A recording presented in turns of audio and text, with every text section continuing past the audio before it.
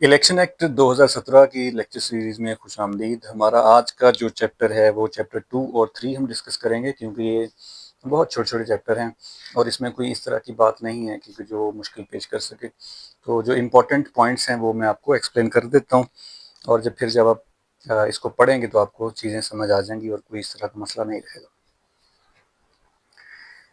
जो चैप्टर 2 है वो असल में डील करता है इलेक्शन कमीशन ऑफ पाकिस्तान के कुछ प्रोसीजर्स हैं, उनका क्या तरीक़ेकार होता है, और उनकी कुछ रिस्पॉन्सिबिलिटीज़ भी यहाँ पे आपको देखने में नज़र आएंगी। और तीसरे नंबर पे इलेक्शन कमीशन की पावर्स हैं कि वो इलेक्शन कमीशन क्या क्या कब कब कैसे कैसे कर सकता है। तो प्रोसीजर में एक चीज़ याद रखिएगा कि इलेक्शन कमीशन जो है ना, उसके 5 बड़े मेंबर्स हैं, जिसमें एक जो है वो चीफ इलेक्शन कमिश्नर है, CEC जिसको कहते हैं, और प्लस 4 अदर मेंबर्स हैं। ठीक है जी। जो हमारा कॉन्स्टिट्यूशन का आर्टिकल 218 है, तो उसके अकॉर्डिंग ये जो मेंबर्स हैं, हर प्रोविंस से एक एक मेंबर जो है वो इलेक्शन कमीशन में तैनात किया जाता है, हर प्रोविंस से। और पांचवा जो है वो चीफ इलेक्शन कमिश्नर, जिसको इस एक्ट में सिर्फ कमिश्नर भी कहते हैं। तो कोई भी डिसीजन लेना हो तो मेजॉरिटी जो है वो फैसला करेगी तो वो काबिल कबूल होगा, और अगर मेजॉरिटी उस पर एग्री नहीं करती तो वो काबिल कबूल नहीं होगा। इसका मतलब ये है कि 5 मेंबर हैं तो 3 मेंबर अगर किसी फैसले के हक में वोट कर दें तो वो लागू हो जाएगा, 3 से कम हो तो वो नहीं होगा। अगर कोई मेंबर छुट्टी पे है, वो नहीं आया और बाकी 4 मेंबर डिसाइड कर रहे हैं, तो इसका जो सेक्शन 3 है वो ये कहता है कि अगर तो उनमें से इस तरह से हो गया कि 3 ने एक तरफ वोट कर दिया, एक ने एक तरफ कर दिया, या 3 ने एग्री कर दिया, तो वो इम्प्लीमेंट हो जाएगा। अगर 2 एक तरफ हो गए हैं, दूसरे 2 एक तरफ हो गए, यानी इक्वली वो डिवाइड हो गए हैं अपने डिसीजन में, तो इसका मतलब वो डिसाइड नहीं होगा। और इसी तरह से अगर 3 मेंबर किसी प्रोसीडिंग का हिस्सा बने हैं और उनमें डिफरेंस ऑफ ओपिनियन आ गया है, तो अब ये नहीं हो सकता कि 2 ने अगर उसको एंडोर्स कर दिया है, वैसे तो ये सिंपल मेजोरिटी है, 3 शामिल थे तो 2 ने उसको एंडोर्स किया है और एक ने एंडोर्स नहीं किया, लेकिन वो काबिल कबूल नहीं होगा। 3 या उससे ज़्यादा मेंबर्स का एग्री करना लाजिम है। तो ये इसकी प्रोविज़न इस तरह से है कि 3 या उससे ज़्यादा मेंबर्स किसी भी फैसले को एंडोर्स करेंगे तो वो इम्प्लीमेंट होगा। अच्छा, ये इस हवाले से इसका जो प्रोसीजर है उसमें एक बात है। अच्छा, उसके बाद है कि पावर्स इलेक्शन कमीशन की क्या है। हमारा जो आर्टिकल बोल रहा हूँ, जो सेक्शन 4 है, उससे ऑनवर्ड्स कुछ पावर्स हैं मुख्तलिफ सेक्शंस के अंदर लिखी हुई, तो उनको हम ज़रा देख लेते हैं कि वो क्या है। तो सबसे पहले तो पावर ये है कि इलेक्शन कमीशन की कि वो डायरेक्शन इशू कर सकता है, और किसी भी ऑफिसर को पूरे पाकिस्तान से किसी भी ऑफिसर की खिदमात इलेक्शन कमीशन को चाहिए तो वो उससे खिदमात ले सकता है।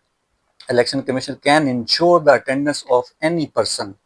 ठीक है, जिससे कोई भी किसी तरह की मदद चाहिए, कोई असिस्टेंस चाहिए, डॉक्यूमेंट्स वगैरह उसे लेने हैं, तो वो उसके सिंपल एक आर्डर निकालेगा और वो बंदा डॉक्यूमेंट समेत वहाँ पे हाजिर होने का पाबंद है। तो ये इलेक्शन कमीशन की पावर है। जैसे कि अगर इलेक्शन कमीशन को असाइनमेंट करनी है, उसके लिए स्टाफ चाहिए, तो वो सिंपल एक लेटर निकालेगा उस मुतलका ऑफिसर के नाम जिससे कोई स्टाफ दरकार है। ठीक है, तो जस्ट उस नोटिफिकेशन के तहत वो इलेक्शन कमीशन उससे स्टाफ अक्वायर कर लेगा। अच्छा, उसके बाद है जी एक अहम बात कि इलेक्शन कमीशन का जो भी ऑर्डर होगा तो वो इक्विवेलेंट टू हाई कोर्ट होगा। यानी हाई कोर्ट का मतलब ये है कि इलेक्शन कमीशन चूंकि एक कोर्ट के तौर पे भी काम करता है, तो इसलिए इसका जो इसके किसी भी ऑफिसर का फैसला जो है वो एज हाई कोर्ट वो कंसिडर किया जाएगा। और फिर इसी के हिसाब से उसके ऊपर अगर आप देखें तो एक कंटेम्प्ट का सेक्शन भी हमें नज़र आता है कि इलेक्शन कमीशन कंटेम्प्ट भी जारी कर सकता है। तो वो कंटेम्प्ट का मतलब ये है कि जिस तरह से हाई कोर्ट के किसी ऑर्डर को किसी ने वायलेट किया है, तो इलेक्शन कमीशन के ऑर्डर को वायलेट किया जाएगा तो वो कंटेम्प्ट जारी कर सकता है इसकी। अच्छा, दूसरा है कि रेक्विजिशन ऑफ प्रॉपर्टी है। रिक्विजिशन ऑफ प्रॉपर्टी का मतलब ये है कि इलेक्शन कमीशन को अपने टास्क पूरे करने के लिए किसी व्हीकल की, किसी ट्रांसपोर्टेशन मटेरियल की ज़रूरत है, तो इन कनेक्शन विद इलेक्शन या किसी और असाइनमेंट में भी तो वो एक्वायर कर सकता है। ठीक है जी, रिक्विजिशन दे के उसको वो चीज़ें मिल जाएंगी। और फिर इलेक्शन कमीशन के पास ये पावर है कि वो फेयर इलेक्शन कंडक्ट करवाने में जो भी उसको किसी काम की ज़रूरत पड़ती है, जो भी उसको फैसला करना पड़ता है, तो वो कर सकता है। ठीक है, और इसके साथ साथ इलेक्शन कमीशन के पास ये पावर है कि वो किसी भी इलेक्शन को, जो कि हो चुका है लेकिन बाद में उसका रिजल्ट जो है वो इलेक्शन को लगा है कमीशन को कि इसमें बहुत ज़्यादा जो है वो इरेगुलरिटीज़ आई हैं, बहुत ज़्यादा इलीगैलिटीज़ आई हैं या वायलेशंस हुई है, तो इलेक्शन कमीशन अंडर सेक्शन 9 उसको वाइड करार दे सकता है। ठीक है, ये भी इलेक्शन कमीशन की पावर है। और वाइड करने के लिए कुछ कंडीशंस हैं कि कैसे वो वाइड कर सकता है। पहली जो सबसे इम्पोर्टेंट है वो ये है कि अगर किसी कॉन्स्टिट्यूंसी में इलेक्शन हुआ है और वो ख़वातीन वोटर जो है उन्होंने 10% से कम ख़वातीन ने वोट कास्ट किए, मसलन उस इलाके में 10,000 ख़वातीन थीं, तो उसमें से 10% के हिसाब से ख़वातीन ने वोट कास्ट नहीं किया, तो इसका मतलब ये है कि उनको रोका गया है वोट देने से। ठीक है जी, तो इसलिए इलेक्शन कमीशन इस ग्राउंड के ऊपर अपने इलेक्शन को, उस इलेक्शन को कलअदम करार दे सकता है।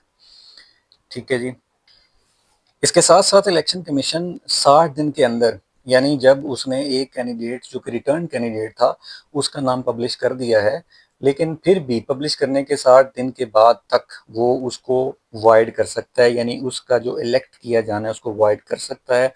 लेकिन इसमें शर्त यह है कि उसको फिर 60 दिन के अंदर अंदर ही उसका केस डिस्पोज ऑफ करना पड़ेगा। लेकिन अगर वो ऐसा नहीं करता तो फिर इसका मतलब कि उसकी जो कैंडिडेचर है वो बतौर रिटर्न कैंडिडेट के बहाल रहेगी। ठीक है जी, इस समय में ये बहुत अहम बात है। अच्छा, और इसमें ये भी प्रोविज़न है इसी सेक्शन के अंदर कि अगर वो पर्सन समझता है कि मुझे जो कलअदम करार दिया गया है, मुझे जो डिस्क्वालीफाई किया गया है, तो वो ठीक नहीं है, तो वो अपील कर सकता है 30 दिन के अंदर अंदर। इलेक्शन कमीशन के फैसला जो हुआ है, तो वो 30 दिन के अंदर अंदर अपील फाइल कर सकता है, और वो उसकी अपील जो है वो जाएगी टूवर्ड्स सुप्रीम कोर्ट।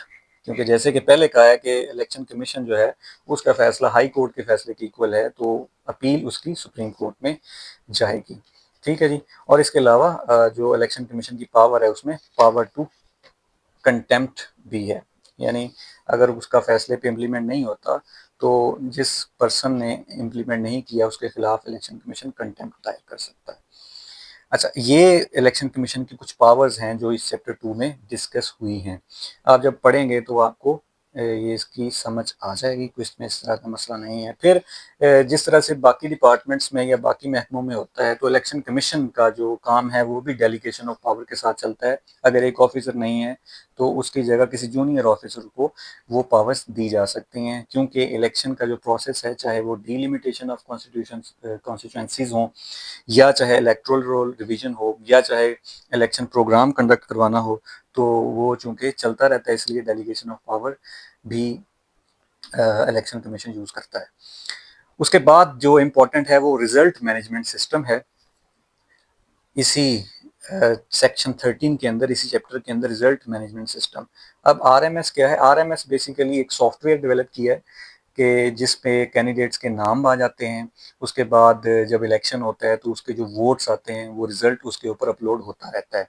अब आरएमएस कौन कौन से काम करता है?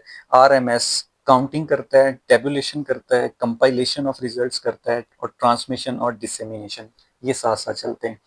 यानी इलेक्शन कमीशन के लिए ये ज़रूरी है कि वो रिजल्ट जब प्रिपेयर हो रहा हो तो उसको आरएमएस यानी रिजल्ट मैनेजमेंट सिस्टम में लेके जाए, ताकि जो रिजल्ट की फेयरनेस है वो बरकरार रह सके। ठीक है जी, तो आर्टिकल जो सेक्शन 13 है वो establishment of result management system के हवाले से है। अब इसमें एक दो चीज़ें बड़ी अहम हैं, वो ये है कि जो ही रिजल्ट जो है वो बन जाए तो प्रिजाइडिंग ऑफिसर के लिए ज़रूरी है कि वो उसको इलेक्ट्रॉनिकली कन्वे कर दे। इलेक्ट्रॉनिकली इलेक्शन कमीशन के पास और रिटर्निंग ऑफिसर के पास भेज दें, क्योंकि प्रिजाइडिंग ऑफिसर हो सकता है किसी ऐसी एरिया में हो जहाँ पे रिजल्ट को वापस हार्ड फॉर्म में लेके आना को प्रॉब्लम हो सकता है, वो चोरी हो सकता है, कुछ छीन सकता है, तो इसलिए वो फौरन फॉर्म 45 तैयार करके उसकी पिक्चर जो है वो जनाब RMS पे अपलोड कर देता है। RMS की ऐप जो है वो हर प्रिजाइडिंग ऑफिसर के मोबाइल में इंस्टॉल की जाती है। जब उसकी ट्रेनिंग होती है तो उसमें उसके मोबाइल में वो ऐप इंस्टॉल कर दी जाती है, और जो ही वो रिज़ल्ट कंपाइल हो जाता है तो उसकी तस्वीर RMS पे लेके तो सेंड कर देता है, तो वो इलेक्शन कमीशन को चली जाती है। और ये अगर सिग्नल नहीं भी है, कनेक्टिविटी नहीं भी है, तब भी ये अपलोड हो जाती है, तो इसलिए ये इतना अब मसला नहीं रहा। इलेक्शन रिटर्निंग ऑफिसर के लिए ज़रूरी है कि जिस दिन इलेक्शन हुआ है उससे नेक्स्ट डे 2 बजे, रात 2 बजे तक वो जो है ना वो रिजल्ट इलेक्शन कमीशन को भिजवा दे। लेकिन प्रैक्टिकली आपको पता है कि ऐसा पॉसिबल नहीं होता। अगर एक हल्के में 250 पोलिंग स्टेशन है तो जब सब पोलिंग स्टेशन का रिजल्ट आएगा तो RO उसको कंपाइल करके भेजेगा ना। अगर एक भी पोलिंग स्टेशन मिस हो गया तो वो रिजल्ट आगे नहीं सबमिट हो सकता, क्योंकि RMS जो है वो ऑपरेट करता ही नहीं है, आगे मूव करता ही नहीं है। इसलिए इलेक्शन कमीशन को time to time RO inform करता रहता है कि मेरी इतनी कॉन्स्टिट्यूंसीज हो गई हैं और मेरे इतने पोलिंग स्टेशन हो गए और इतने रह गए। और RMS के आने से ये बात भी अब मसला नहीं रही, क्योंकि RMS चूँकि थ्रू आउट इलेक्शन कमीशन पूरे पाकिस्तान से वो ऑब्जर्व कर रहा होता है, तो उसको पता होता है कि इतना रिजल्ट अपलोड हो गया, इतना रहता है, तो इसलिए कोई इतना मसला नहीं है। अच्छा, इसका जो सबसेक्शन 4B है, 4 सबसेक्शन 4 क्लॉज B, ये बड़ी इंपॉर्टेंट है। एक चीज होती है result of the count. Result of the count क्या होता है? जब वोट कास्ट किए जाते हैं बैलेट पेपर के थ्रू, तो वो टोटल वोट जो है उनको कहते हैं रिजल्ट ऑफ द काउंट। दूसरा है कंसोलिडेटेड रिजल्ट। कंसोलिडेटेड रिजल्ट क्या होता है? इसका कंसर्न RO से नहीं, प्रिजाइडिंग ऑफिसर से नहीं है, ये काम RO का है कि उसने कंसोलिडेट करना है। RO ने कंसोलिडेशन ऑफ रिजल्ट करनी है। कंसोलिडेशन का मतलब ये है कि जो पोलिंग स्टेशन से उसको रिजल्ट मिला है और जो बैलेट पेपर, बैलेट पेपर कह रहा हूँ, जो पोस्टल बैलेट सरकारी अफसरान ने उसको भेजे हैं, क्योंकि सरकारी ऑफिसर जो होते हैं वो अपना वोट इलेक्शन डे के ऊपर तो कास्ट नहीं कर सकते, वो रिटर्निंग ऑफिसर को बाई पोस्ट भेजते हैं। तो ये जो काउंट के वोट हैं, यानी बैलेट पेपर वोट प्लस जो पोस्टल बैलेट हैं, इनको जब ऐड कर दिया जाता है तो उसको कहते हैं कि रिजल्ट कंसोलिडेट हो चुका है। लेकिन इसमें ये